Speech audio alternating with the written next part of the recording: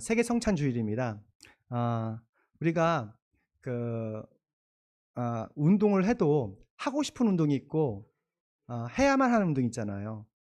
제가 하고 싶은 운동은 축구인데 이 축구를 하기 위해서는 나는 유산소 운동을 해야 되고 근력 운동을 해야 되잖아요. 그런 것처럼 우리가 하나님의 말씀도 들어야 할 말씀이 있고 듣고 싶은 말씀이 있더라고요. 근데 믿음의 사람들은 다 하나님의 음성으로 듣고 들어야 되겠죠. 근데 특별히 들어야만 할 그 말씀이 바로 오늘 말씀이에요. 바로 하나님의 예수 그리스도의 복음에 대한, 어떻게 보면 좀 약간 딱딱하고 교류적인 설교를 좀 하려고 합니다. 그래도 여러분 졸지 않으시고 잘 들으실 걸 믿습니다. 오늘 세계적으로 10월 첫째 주가 세계 성찬 주일로 정했습니다. 주 예수님께서 새 언약으로 정하신 성찬 예식에 모든 교회가 참여를 하기 위해서 이런 제정을 한 것 같아요.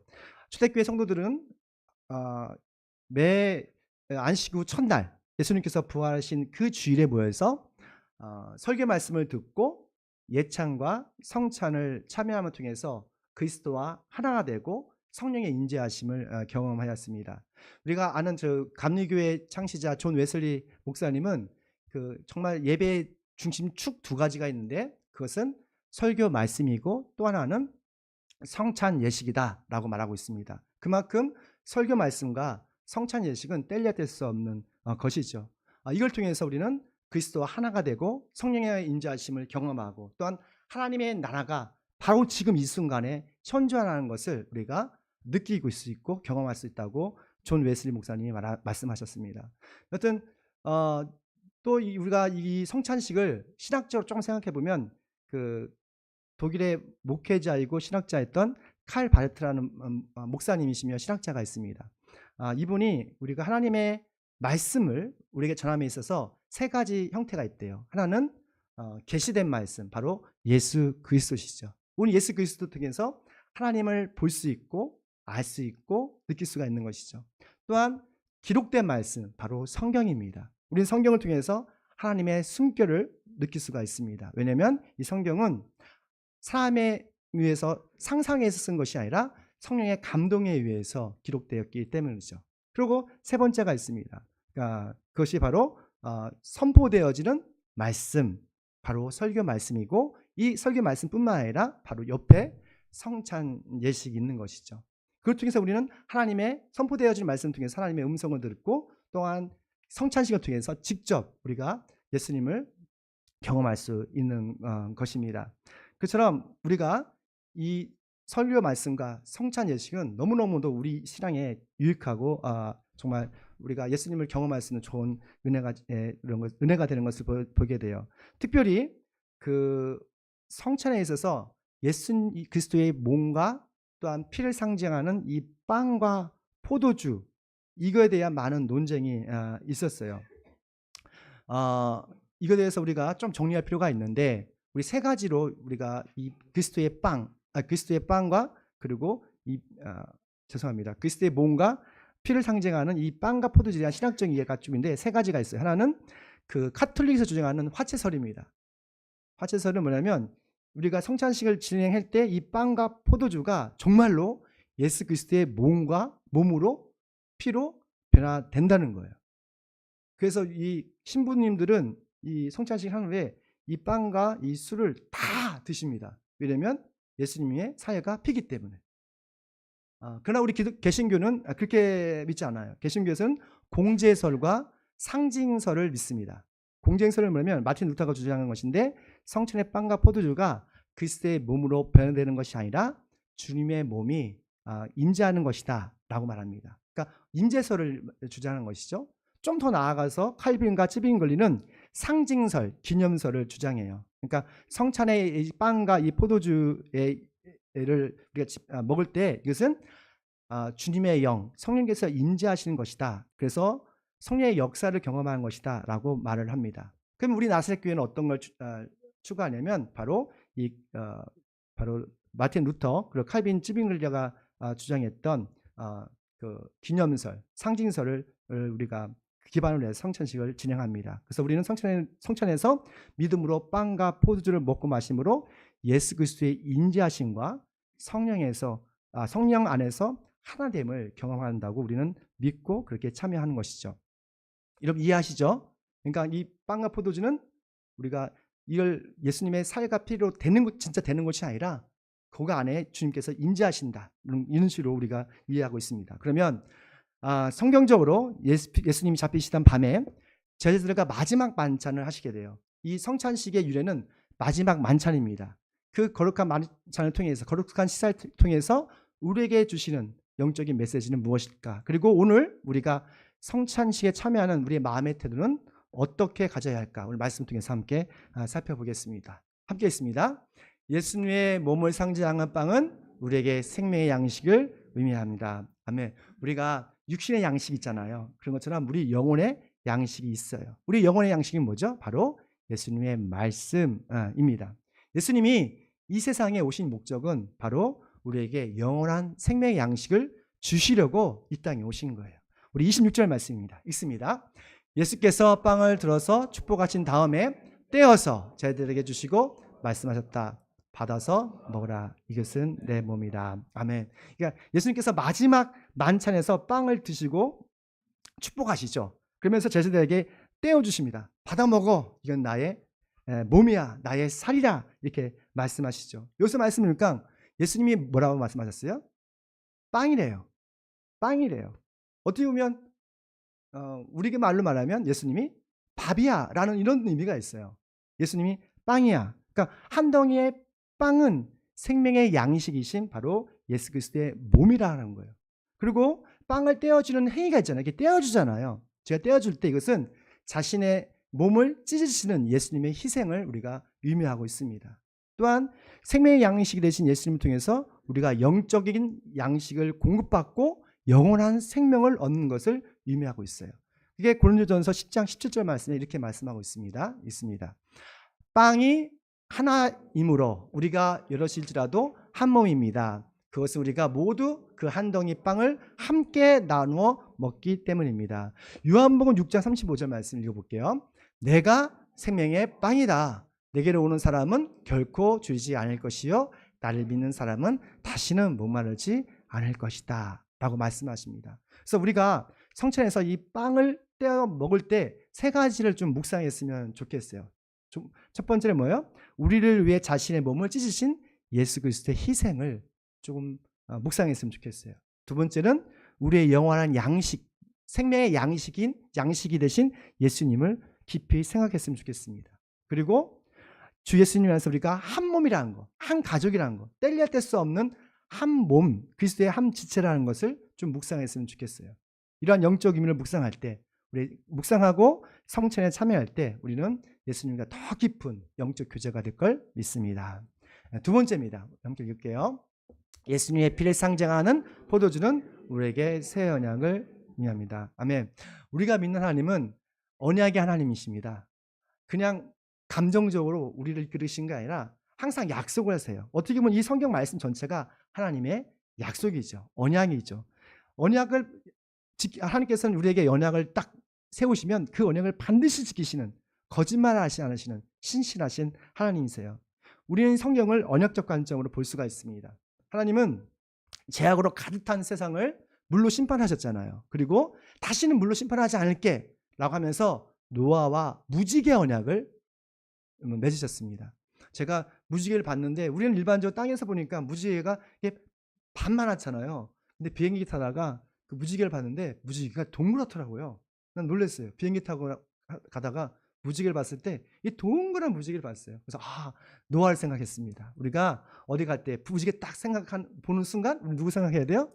무지개 언약. 하나님께서 다시는 물로 심판하지 않으시겠지라는 그 언약을 생각했으면 좋겠습니다. 또한 아브라함을 복의 근원으로 삼으시고 그에게 후손을 하나님의 백성을 삼으신다고 약속하시면서 바로 할례라는 언약의 징표를 주었던 거예요. 유대인들이 그렇게 할례에 대해서 몰입하는 이유가 바로 할례는 언약의 징표이기 때문에 그렇죠. 그리고 모세와 이스라엘 백성에게 언약의 징표를 뭘 주었냐면 십계명과 성막을 주셨습니다. 너희가 나의 말에 순종하면 너희는 하나님의 나라가 될 것이고 거룩한 제사장의 나라가 될 거야. 그러면서 십계명을 주고 성막을 줬죠. 하지만 하나님의 백성들은 이 시내산 언약을 에서 받았던 그 말씀을 불순종하고 우상 숭배함을 통해서 하나님의 진노를 받습니다. 그러자 하나님께서 이 돌판에 새겨진 하나님의 말씀이 아니라 우리 마음판에 새길 수 있는, 우리 마음에 새길 수 있는 새 언약을 예레미야 예언자를 통해서 약속해 주셨어요. 함께 읽습니다. 예레미야서 31장 30절입니다. 있습니다. 그때가 오면 내가 이스라엘 가문과 유다 가문에 새 언약을 세우겠다. 나 주의 말이다. 아멘. 그러니까 전능하신 하나님께서 그때가 오면, 이 그때가 언제요? 바로 예수 그리스도께서 이 땅에 오신 날, 그리고 우리의 모든 죄를 대속하기 위해서 십자가에서 피 흘려 죽으시고 또 우리를 영원한 구하기 위해서 부활하신 그 예수 그리스도가 오신 그날을 의미하고 있습니다. 오늘 본문 말씀 보니까 27절 상반절이죠. 읽어볼까요? 잔을 들어서 감사 기도를 드린 다음에 이것은 죄를 사하여 주려고 많은 사람을 위하여 흘리는 나의 피 곧 언약의 피다 라고 말합니다. 또 한 절 더 읽을게요. 고린도전서 11장 25절입니다. 이 잔은 내 피로 세운 새 언약이다. 내가 마실 때마다 이것을 행하여 나를 기억하라. 그러니까 새 언약을 세우기 위해서는 반드시 필요한 게 있습니다. 바로 희생 제물, 어린 양의 피가 필요했어요. 왜냐하면 피 흘림이 없으면 죄를 용서할 수가 없기 때문이에요. 그 피는 그 사람의, 그 짐승의 생명을 의미하기 때문에 반드시 죄를 해결하기 위해서는 피 흘림이 있어야 돼요. 그래서 어린 양 대신 순결하신 예수님께서 십자가에서 피 흘려 죽으심으로 새 언약의 중재자가 되신 것이죠. 그래서 누구든지 예수 그리스도를 믿는 사람은 예수님의 보혈을 힘으로써 하나님 아버지께 나아갈 수 있고 하나님의 자녀가 되고 죄에서 자유함을 누리는 거예요. 두려움이 사라지고 평안이 있고 근심이 사라지고 기쁨이 있는 것이죠. 요한복음 6장 54절 말씀에 이렇게 말하고 있습니다. 내 살을 먹고 내 피를 마시는 사람은 영원한 생명을 가지고 있고 마지막 날에 내가 그를 살릴 것이다. 내 삶은 참 양식이요 내 피는 참 음료다. 아멘. 그러니까 예수님은 자신의 언약의 피로 우리 모든 죄를 용서하시고 죄와 죽음에서 영원한 생명을 우리에게 주셨다고 말씀하고 있는 거예요. 우리가 성찬식에서 이 붉은 포도주를 마실 때마다 우리를 향하신 그리스도의 보혈 그리고 대수적인 은혜를 깊이 묵상하는 저와 여러분 되시길 축원합니다. 마지막입니다. 함께 있습니다. 예수님과 거룩한 식사는 주님의 재림의 어린 양의 혼인잔치를 예시합니다. 이 말씀이 참 약간 어렵습니다. 예수님은 제자들과 거룩한 식사를 하시면서 벌써 그때에 주님의 재림을 미리 말씀하셨어요. 주님의 재림 때에 어린 양의 혼인잔치가 있을 것인데 그때 너희들과 함께 다시 그곳에서 축제의 기쁨을 누릴 거라고 말씀하십니다. 우리 29절 말씀에 그 말씀이 있더라고요. 읽어볼까요? 이제부터 내가 나의 아버지 나라에서 너희와 함께 살 것을 마실 그날까지는 나는 포도나무 열매를 빚은 것을 절대로 마시지 않을 것이다. 그러니까 여기서 나의 아버지가 누구죠? 하나님이시잖아요. 예수님 하나님의 아들이시니까. 그러니까 아버지의 나라에서, 하나님의 나라에서, 하늘 나라에서 라고 말씀하고 있어요. 그러니까 누가복음에 보니까 하나님의 나라가 올 때까지라는 말을 써요. 하나님의 나라가 올 때까지. 무슨 말이냐면 주님의 재림을 우리가 이 말씀을 통해서 알 수가 있는 거예요. 주님의 재림의 날에 어린 양의 혼인잔치에서 축제를 함께 우리가 축제를 참여할 것을 미리 말씀하고 있는 것이죠. 이 말씀을 제가 참 어려웠습니다. 그래서 요한계시록을 좀 찾아봤어요. 요한계시록 19장 7절 말씀 보니까 이런 말씀이 있습니다. 기뻐하고 즐거워하며 하나님께 영광을 돌리자. 어린 양의 혼인날이 이르렀다. 어린 양의 혼인잔치에 초대를 받은 사람은 복이 있다 라고 말씀합니다. 그러니까 성경에서 복 있는 사람은 어떤 사람이에요?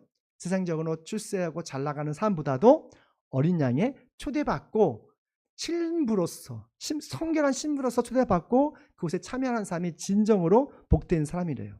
왜냐하면 혼인잔치, 결혼식의 주인공이 누굽니까? 신랑과 신부잖아요. 근데 우리는 신부로서 그곳에 참여하는 거예요. 신랑은 누굽니까? 바로 예수 그리스도시죠. 신랑 되신 예수님께서 이 혼인잔치를 크게 성다게 베풀으시고 우리를 맞이하시는 거예요. 신부로서. 그때 주인공이 누굽니까? 예수 그리스도와 여러분이 된다는 거예요. 그래서 성찬 찬양하는 사람은 예수님의 재림을 기대하고 소망해야 하는 것이죠. 주님의 재림을 소망하는 사람은 그 불확실한 내일이 이렇게 두렵지가 않습니다. 왜냐하면 우리에게 일어날 내일의 운명을 알기 때문에 그래요. 우리의 운명은 어떤 운명이에요? 죽을 운명이에요? 지옥 갈 운명이에요? 아니에요. 하나님의 나라가 올 때에 어린 양이 혼인잔치에 참여할 순결한 신부가 될 것입니다. 지금 오늘 이 시간 성찬에 참여하는 저와 여러분은 순결한 성결한 그리스도의 신부가 될 걸 믿습니다. 우리 모두가 예수님이 세월 행정하신 이 거룩한 식사 성찬에 참여함을 통해서 주님의 재림에 대한 소망을 품고 우리 끝까지 신앙의 경주를 완주하는 성결한 그리스도의 신부가 되길 축원합니다. 기도하겠습니다. 거룩한 식사 성찬을 통해서 그리스도와 영적 교제를 하게 하시고 한 몸 되게 하시니 감사합니다. 하나님 아버지, 예수님의 살과 피를 상징하는 빵과 포도주를 먹고 마심으로 예수 그리스도의 희생과 사랑을 우리가 직접 체험할 수 있는 그런 은혜를 주시니 감사합니다. 예수님과 이 거룩한 식사에 참여함을 통해서 주님의 재림의 날에 있을 어린 양의 혼인잔치와 축제의 기쁨을 소망하게 하여 주시옵고 신랑 되신 예수님을 영접할 수 있는 성결한 그리스도의 신부로 살아가게 하여 주시옵소서. 거룩하신 예수님의 이름으로 기도드립니다. 아멘. 이어서 우리 함께 성찬식에 참여하도록 하겠습니다. 오늘 이런 마음을 가지고 말씀 묵상하시면서 함께 참여하겠습니다. 우리 찬양 먼저 하시고요. 찬양하시고 우리 생각으로 우리 마음으로 또는 손과 불러주셨던